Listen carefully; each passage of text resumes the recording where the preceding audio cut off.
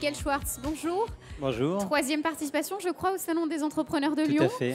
Alors, vous êtes cofondateur de la Cordée, un réseau fondé en novembre 2011 et regroupant 3 espaces de coworking. On va dire très rapidement ce que c'est, mais situé à Lyon, Villeurbanne et Villefranche-sur-Saône. Alors, quelle est la définition d'un espace coworking ? Alors, un espace de coworking, c'est l'idée simplement que aujourd'hui, quand on crée une entreprise, on est souvent très seul. Seul chez soi, entre sa télévision et puis son chat et sa plante verte. Et seul aussi en termes de réseau, parce qu'on n'a personne avec qui discuter, avec qui échanger sur son projet. Et puis pour aller chercher des compétences quand on en a besoin. L'idée donc de ces lieux, c'est de créer un espace à la fois de travail, où il y a tout ce qu'il faut pour travailler, avec des grandes tables, du café, du wifi, des salles de réunion.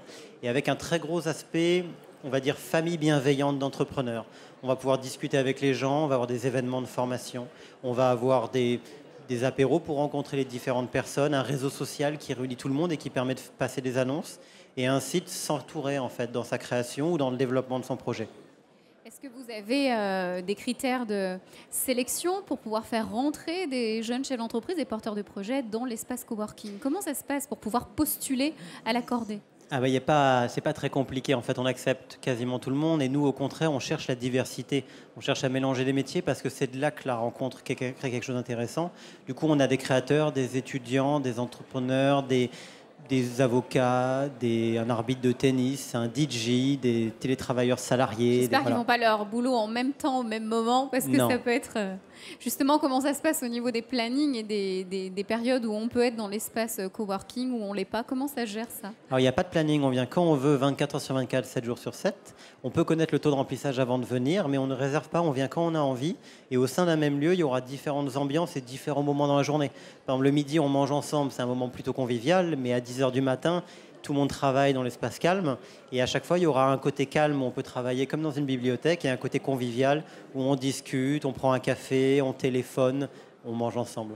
Est-ce que ces services ont un coût qui permettent aux jeunes créateurs de se payer ce service-là plutôt que de rester à la maison ? Est-ce que les tarifs sont compétitifs ? Évidemment, en fait, nous, on a voulu un modèle totalement flexible qui permet, quand on démarre, de venir un petit peu et petit à petit d'augmenter.